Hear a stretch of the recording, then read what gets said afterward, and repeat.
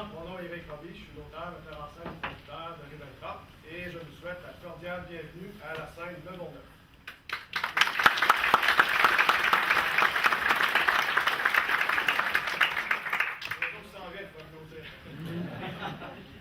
Alors, juste pour vous dire que directive d'usage, il y aura une entracte de 20 minutes après 45 minutes de jeu, approximativement. Et ensuite, au retour, on enchaîne pour 50 autres minutes, pour un total de près de 2 heures de pièce de théâtre. Multimédia, pour bien le préciser, parce que c'est un mélange de théâtre et de cinéma. Sur ce, bon spectacle, restez avec nous. Puis, oui, ce que nous, on le fait pour faire la pièce.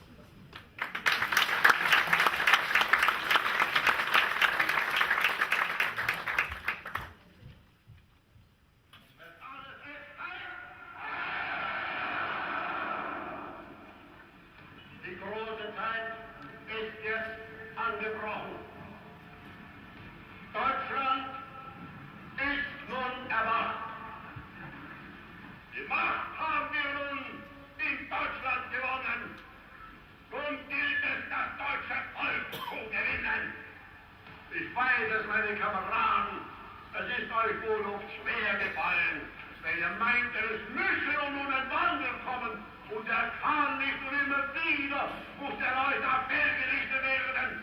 Es muss weitergekämpft werden, es geht nicht, ihr dürft nicht handeln, ihr müsst gehorchen, ihr müsst euch fügen, ihr müsst euch diesen unerhörten Zwang beugen.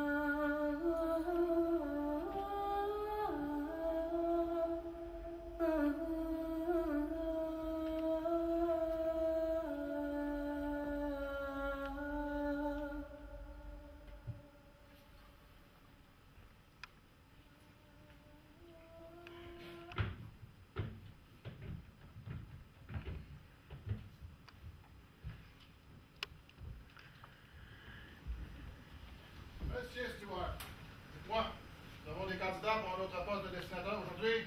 Pas seulement pour un autre poste de dessinateur. On a toujours besoin de bons riveteurs et un autre manœuvre pour les caissons. Ouais? Un autre pour les caissons? Oui. Qu'est-ce qui est arrivé avec celui qu'on avait, non? Je me souviens plus de son nom, un Irlandais. Difficile à repérer, on est tous Irlandais, mais je sais de qui vous parlez. Il a démissionné, il ne voulait plus travailler le dimanche, le jour du Seigneur. Il y a justement une pétition qui circule en ce moment pour ne pas travailler le dimanche. Pas travailler le dimanche. Bon lieu de catholique! Hé, pas fier! Et les lutteurs, alors? C'est pour les structures du bas. J'utiliserai les Indiens pour les futures structures du haut. Ils n'ont pas le vertige, eux. Bon, enfin, après toutes ces années, ils vont être utiles à quelque chose. Mais, pendant que j'y pense, ça nous prendrait un autre approvisionneur. Celui qu'on a, le vieux, Starman, il coûte plus cher à l'achat de matériaux que c'est censé être. Je comprends pas ça, pourtant, c'est un juif! En tout cas, je pense qu'il vient de demander des augmentations de salaire à toutes les 2 minutes. Pour le poste de dessinateur, j'ai reçu des références d'une connaissance de Montréal. J'ai son nom ici, mais je sais pas trop comment le prononcer. Riban, Trop ou Trop, justement. Je ne sais pas trop. On dit Ribbentrop. Joachim Ribbentrop. Enchanté. Ouais. Vous m'amenez encore un autre juif! Ah non, monsieur, je ne suis pas juif, je suis allemand. Allemand? Un Allemand? Un mangeur de chocolat. Ça peut faire changement. Je commence à faire une indigestion, moi, de ragots irlandais, là, de queue de castor, de cœur de chevreuil. T'as de l'expérience sur un chantier comme ici? Bien, je crois que... Bah, moi, je te dis que t'as, là. Va dans la cabane, et rassemble à bord en 5 minutes. Enfin, Un Allemand? Les références à Montréal, M. Stewart, ça tient? Ça tient. Apparemment, il parle plusieurs langues et... on dit qu'il y a un bon coup de patin. Un joueur de hockey? Hey, ça, c'est bon. Il nous manque justement un bon défenseur. Bon, faut battre la Saint-Laurent qui s'en paye cet hiver. En encore heureux qu'on ait pu battre à Québec Bridge l'an passé. En espérant aussi que le fleuve gêne comme il faut l'hiver prochain. En espérant surtout que le bord tombe pas. Tu vois, on a de la pression. On a la Saint-Laurent, la Phoenix, le maire, le premier ministre, et pire encore, le curé Richard en même temps sur le dos. C'est pire encore. Donc, il est hors de question que le pont tombe à nouveau. Parole d'Américain. Le petit nouveau qui est rentré, Robin Martin. Ribbentrop. Bon, on va l'envoyer river la première semaine. On va l'envoyer au caisson la deuxième semaine. Puis, qu'est-ce que vous me faites planter là? Allez, me prendre ça en note. Puis, si c'est bon ça, OK, on va lui donner une promotion. On va l'envoyer à terre de dessin. Puis, si le vieux Youpin, là, vient encore me demander une augmentation de salaire, ça va baisser le coût de la sienne aux fournisseurs, on le dit, on met un petit manque de chocolat à sa place. On va voir ce qu'il est capable de faire en négociation. Compris? Oui, mon patron. Good. Rassemblement sur le pont! Du moins ce qu'il en reste. C'est que ça!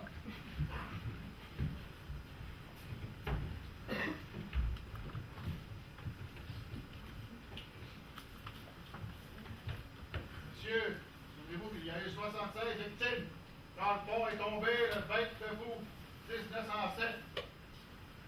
Souhaitez-vous une autre catastrophe du genre pour vous, pour vos familles, pour notre pont? Gardez en mémoire que vous avez une pression. Il n'y a rien de comparable. Vous avez moi sur le dos, la Davis Company, la St. Lawrence, la Phoenix Bridge, mais pire encore, le curé Richard! La Marie du fleuve, messieurs. N'oubliez jamais la Marie du fleuve et les mouettes. Les mouettes et leurs Saint-Pierre sur nos casquettes. Allez rejoindre notre surintendant, M. Squat. Dites donc, Monsieur Davis, qu'en faites-vous de la bénédiction de l'Église en ce moment crucial? Vous avez raison, M. le curé. Ramenez vos fesses ici, vous autres. Le curé Richard va vous bénir. On dit Monsieur le curé. Oh, ces Américains. Fratres, oremus Deum. Mes frères, prions notre Dieu. Il ne nous veut aucun mal.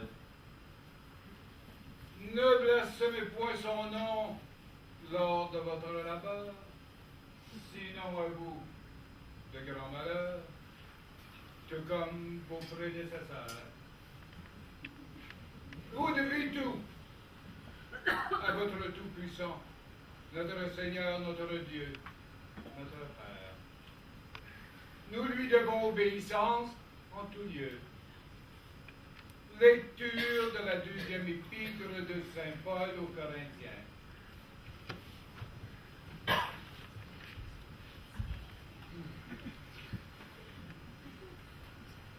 Il éprouve pour vous un redoublement d'affection au souvenir de votre obéissance à tous et de l'accueil que vous lui avez fait avec crainte et tremblement. Nous renversons les raisonnements et toute hauteur qui s'élève contre la connaissance de Dieu. Et nous amenons toute pensée captive à l'obéissance du Christ. Nous sommes prêts aussi à punir toute désobéissance lorsque votre obéissance sera complète. In nomine Dei Patris, et Filii, et Spiritus Sancti. Amen. Bon, allez, au boulot. Oh, enfin! Ça a été tellement long, votre beau discours, que le port aurait eu le temps de retrouver 3-4 fois avant qu'on ait fixé le premier hiver. C'est quand même pas de bénédiction.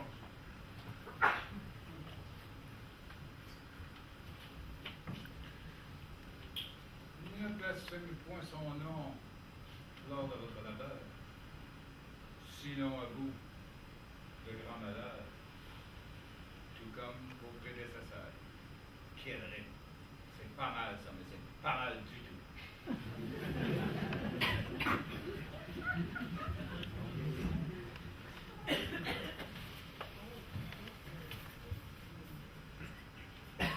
Ribbentrop? Von Ribbentrop. Von Ribbentrop, vous savez qui je suis. Eh oui, oui, oui. Vous semblez très occupé. Oui.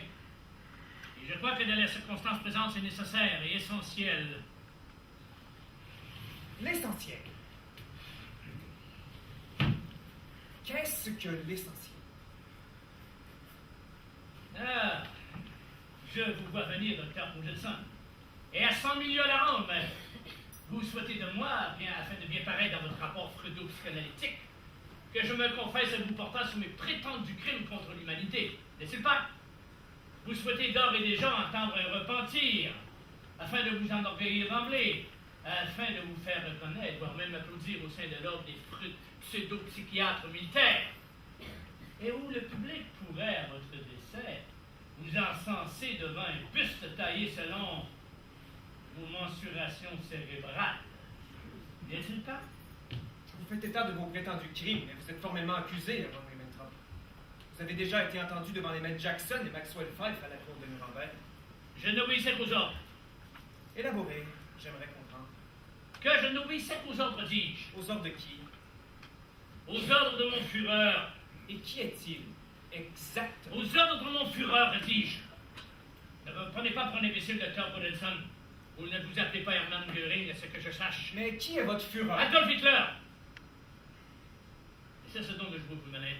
Et tenez-vous-en l'objectif de votre rencontre d'aujourd'hui. Vous avez donné son nom, donc il n'est plus votre Führer. Il sera toujours mon Führer. Mais dans les circonstances actuelles... Docteur Bodenson, je trouve que nous commençons bien mal notre rapport entre vous et moi. Excusez-moi si je vous ai brusqué, Von Ribbentrop. Mais posez donc vos questions, n'êtes-vous là que pour cela après tout? Vous avez mentionné le nom d'Hermann Göring avec, comment dirais-je, une fine pointe de dégoût. En est-il ainsi? Disons que ce n'est pas mon meilleur ami.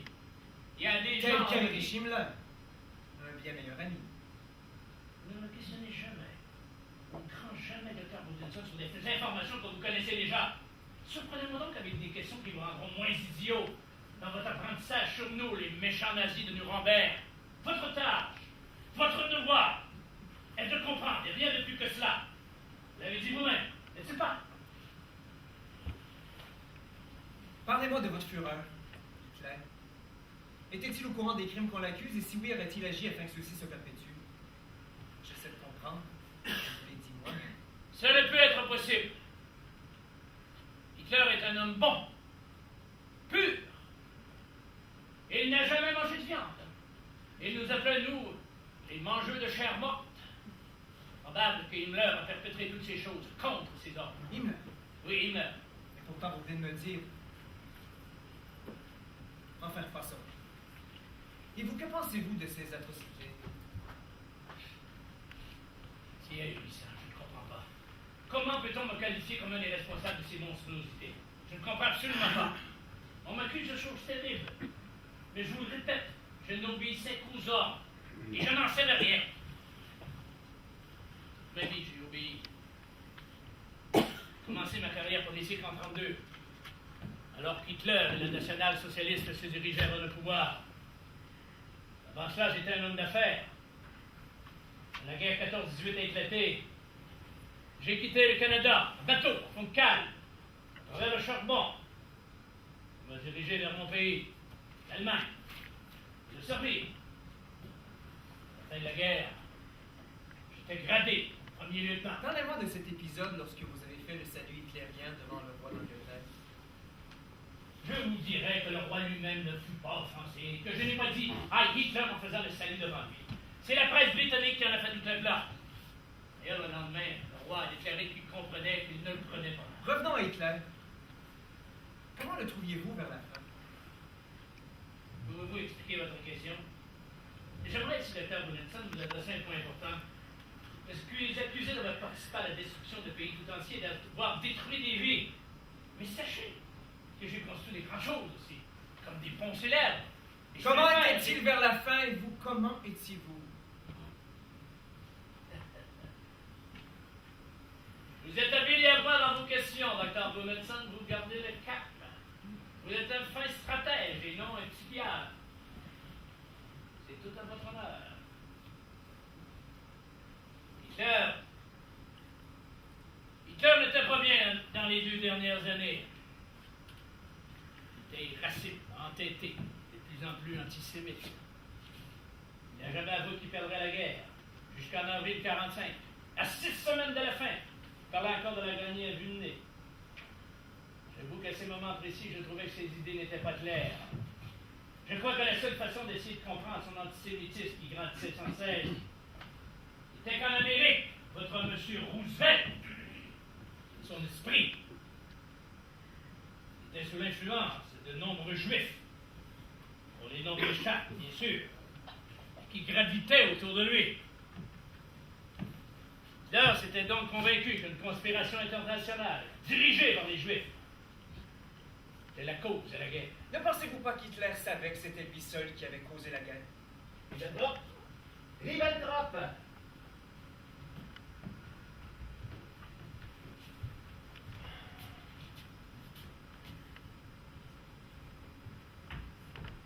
Oui, monsieur le directeur, monsieur le curé, vous avez fait appel à moi, que puis-je faire pour vous? Monsieur Ribbentrop, nos surintendants aux structures ont découvert des non-conformités dans votre travail. Vos rivets ne sont pas conformes, ce qui peut occasionner un danger et un risque pour la sécurité de la structure de base. Et pourtant, vous utilisez les mêmes outils que nos autres riveurs où aucune non-conformité n'a été détectée. Passez donc devant le conseil de discipline composé de moi-même, de M. Davis